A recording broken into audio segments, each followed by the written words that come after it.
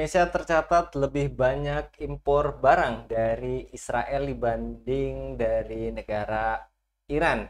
Berdasarkan data dari BPS, total nilai impor Indonesia dari Israel tercatat mencapai 21,93 juta dolar Amerika atau senilai 350 miliar rupiah atau setara 0,22% dari total negara Timur Tengah.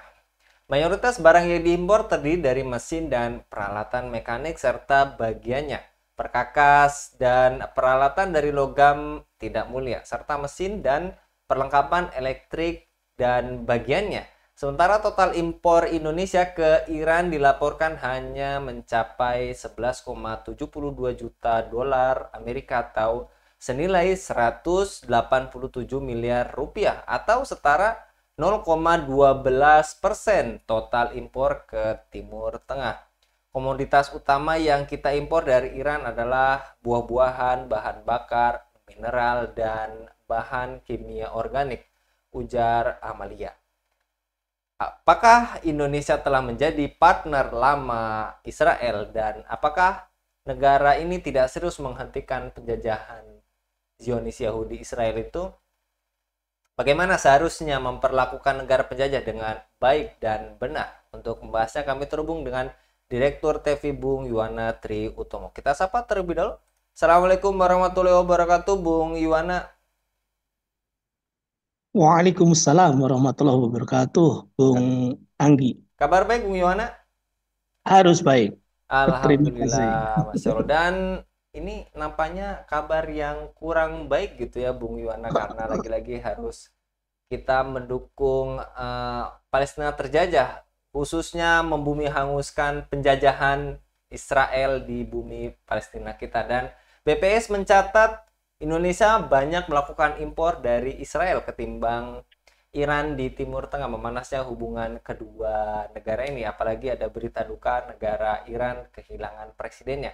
Apakah salah satu rahasia terburuk dalam dunia bisnis ialah hubungan bisnis dan teknologi yang berkembang antara penjajah Israel dengan negara muslim terbesar di dunia, yaitu Indonesia, walaupun sekarang negara terbesar kedua mayoritas muslimnya ya, Bung Yohan. Itu bagaimana catatan Anda, Bung? Ya, baik Bung Anggi. Raditu billahi robba wabil islami dina. Wabi Muhammadin nabiyya wa rasulah rabbi zidni ilma warzuqni fahma. Rabbi syrah li sodri wa yasir li amri wahlul 'uqdatam min lisani yafqahu qawli. Amma ba'd. Memang betul Bung Anggi. Jadi rahasia terburuk itu adalah rahasia yang semua orang sudah pada tahu. Rahasia terbuka begitu. Jadi ini sudah menjadi bukan rahasia lagi mengenai hubungan bisnis Indonesia-Israel yang bahkan mengalahkan Iran tadi. Indonesia-Israel itu secara politik memang tidak ada hubungan diplomatik karena jelas sekali dukungan Indonesia pada Gaza, pada Palestina. Namun ketika BPS ya, Badan Pusat Statistik itu menilai impor Indonesia dari Israel lewat data yang dia laporkan itu tercatat 21,93 juta dolar atau tadi yang Bung Anggi laporkan tadi sampaikan tadi benar juga.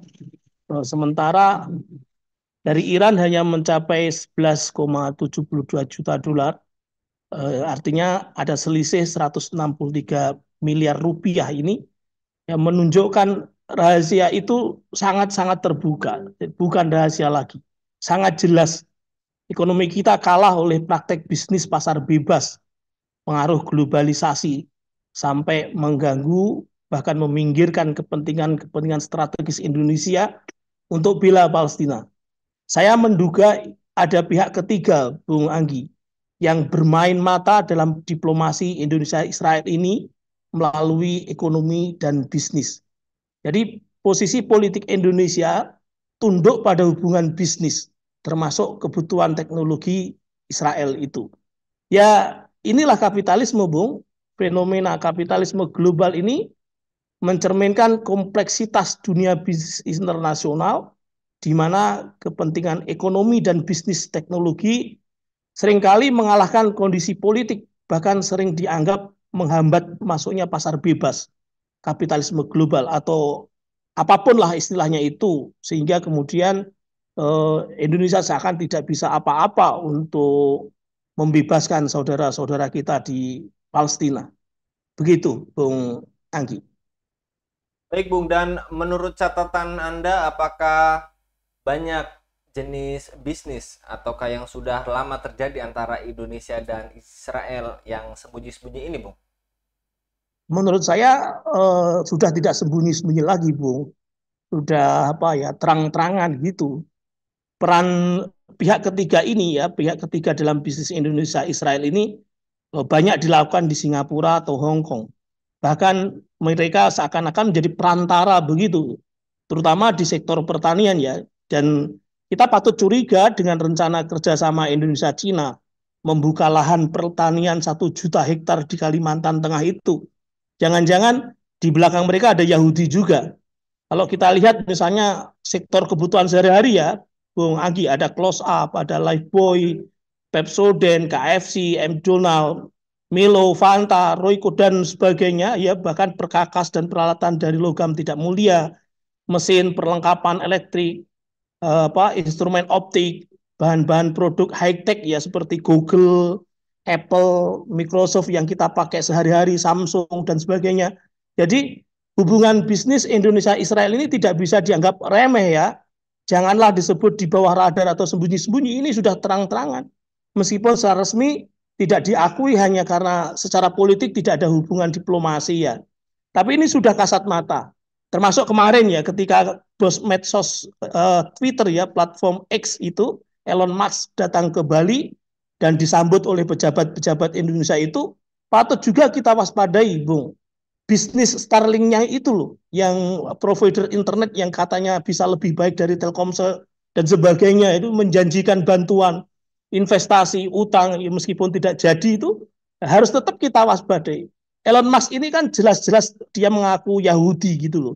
Di platformnya dia bilang, meski tidak tahu apakah secara genetis seorang Yahudi atau bukan, tapi secara aspirasi dia terang-terangan mengaku Yahudi, Bung Agi. Padahal Allah Subhanahu wa taala berfirman di Quran surah An-Nisa ayat 141, A'udzubillahi minasyaitonirrajim, wala yaj'alallahu lil kafirina 'alal mu'minina sabila. Dan selamanya Allah Subhanahu wa taala itu tidak akan pernah menjadikan bagi orang-orang kafir jalan untuk menguasai orang-orang muslim. Jadi kalau kemudian kita mendukung perdagangan, menjaga hubungan baik perekonomian dengan Yahudi, dengan Israel, ini jelas-jelas ini berlawanan dengan firman Allah tersebut, Bung Anggi.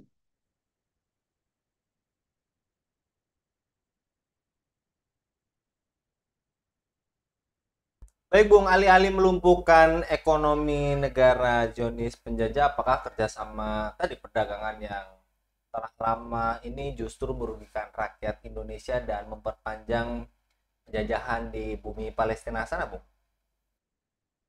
Jadi pertanyaan ini bisa dijawab dengan beberapa pendekatan, Bung Anggi. Yang semua pendekatan tersebut mengarah kepada kerugian Indonesia, kecuali satu pendekatan saja. Misalnya, kita gunakan pendekatan ekonomi ya. Produk-produk Yahudi Israel yang selama ini membanjiri pasar Indonesia adalah bukti real penjajahan itu ada. Terus kemudian kalau kita gunakan juga pendekatan sosial dan moral, pengaruh penggunaan produk Israel Yahudi dalam high-tech seperti komputer dan internet tadi, Google, Microsoft, Samsung, baik di HP maupun di laptop dan sebagainya tadi. Bayangkan, Bung, bagaimana pengaruh produk-produk ini pada interaksi sosial masyarakat Indonesia, sikap moral mereka. Satu contoh, misalnya ketergantungan pada mesin dawai ini, mesin pencari informasi oleh para akademisi, dosen, peneliti, dan sebagainya. Jadi ketergantungan anak-anak bahkan sampai orang dewasa pada HP, jelas sekali kalau penjajahan itu masih ada. Terus mau pakai pendekatan apa lagi? Hanya satu pendekatan untuk melumpuhkan ekonomi Israel. Hanya satu pendekatan untuk bisa mengalahkan Yahudi Israel ini. Pendekatan apa itu? Yaitu pendekatan akidah Islamiyah. Sebagaimana dulu ketika umat mengusir penjajah Belanda. Kondisi Israel sekarang, Bung Anggi, itu persis dengan kondisi Belanda saat itu. Senjata punya, ekonomi kuat, politik juga. Namun kalah hanya dengan pekikan Allahu Akbar. merdeka, bambu yang diruncingi, yang kemudian menjadi bambu runcing, itu mampu mengalahkan meriam Belanda. Terus kemudian senjata ketapel, ya itu mampu mengumpulkan bom Molotov Belanda. Kalau kita lihat sekarang saudara-saudara kita di Palestina, di Gaza itu hanya dengan senjata kerikil, dengan teriakan takbir Allahu Akbar, itu tentara-tentara Israel kan ketakutan itu sampai terkencing-kencing begitu kan dia. Jadi kita mengusir penjajah itu hanya satu pendekatannya, yaitu dengan keimanan saja, dengan la ilaha illallah Muhammadur Rasulullah. Begitu Bung Agi. Yuana, dan terakhir, bagaimana kita bentuk boykot produk pro Yahudi? Seberapa pentingkah, dan kemudian bagaimana konsep Islam dalam mengatur urusan perdagangan dengan negara penjajah, Bung Yuana? Jadi begini, Bung. Pertama ya, urgensi boykot produk Yahudi ini jelas ya, ini penting sekali sebagai aktivitas real, sebagai aktivitas praktis ya, bukti dukungan kita masyarakat kecil ya pada konsumen ya, para konsumen di level mikro ini, bukti dukungan kita terhadap perjuangan saudara-saudara kita di Palestina, di Gaza. Sebagai bentuk kesadaran, maka jangan berhenti, harus dilanjutkan. Bahkan sampai pada level makro, juga level global. Semua produk-produk Yahudi ini kita boykot. Tadi yang di atas tadi saya sebutkan macam-macam tadi. Bahkan juga masuk produk-produk pemikirannya. Ada kapitalisme, ada demokrasi. Terus kemudian juga di ekonomi itu ada perbankan, sistem perbankan. Jadi umat tidak boleh latah ketika menghadapi mereka. Sehingga tanpa sadar ikut menyuarakan gagasan-gagasan yang menjual produk-produk mereka. Kita harus totalitas berjuang. Boikotnya itu harus totalitas juga. Termasuk tadi sistem perbankan, pasar modal, dan semisalnya. Harus kita boikot juga. Terus kemudian kedua, bagaimana konsep Islam mengatur perdagangan dengan negara penjajah? Bung Anggi, Allah Subhanahu wa taala berfirman di Quran surah Al-Baqarah ayat 208. A'udzu billahi minasyaitonir rajim. Ya ayyuhalladzina amanu dkhulu fi silmi kafah wa la tattabi'u khutuwatis syaitan innahu lakum aduwwum mubin. Wahai orang-orang yang beriman, masuklah ke dalam Islam secara keseluruhan dan janganlah kamu ikuti langkah-langkah setan. Sungguh ia musuh yang nyata bagimu. Kita harus adil melihat realitas, Bung Agi. Penjajah sudah dalam bentuk negara. Sementara negara kita yang seperti ini bisa kita lihat sendiri. Maka yang adil itu negara harus dihadapi dengan negara. Begitu, sistem harus dihadapi dengan sistem. Dalam Islam, interaksi negara dengan negara penjajah itu hanya satu, yaitu interaksi perang atau interaksi jihad. Maka negara tidak boleh kerjasama dalam bentuk apapun itu, termasuk interaksi ekonomi, interaksi sosial, politik, dan sebagainya. Jadi harus interaksi yang seimbang. Senjata dihadapi dengan senjata begitu. Hanya saja, Bung Anggi, ketika negara selama ini tidak mau dengan berbagai alasan mereka, negara tidak mau memimpin jihad, negara tidak mau menyerukan dan memobilisasi jihad melawan negara penjajah ini, melawan Israel penjajah ini, maka harus ada dakwah. Melakukan proses penyadaran terus-menerus. Seluruh potensi umat, seluruh kekuatan umat diorientasikan untuk dakwah dan jihad ini. Jangan beralasan membangun pasar luar negeri hanya sebatas kedok saja. Bangunlah pasar luar negeri dengan motif di dakwah dan jihad. Jangan beralasan bergabung dengan OECD untuk kedok pembangunan Indonesia saja. Tapi justru kerjasama dengan OECD itu orientasinya adalah dengan dakwah dan jihad. Sebagaimana firman Allah SWT, kalau kita orientasinya itu dakwah dan jihad, kita menolong agama Allah Subhanahu wa taala.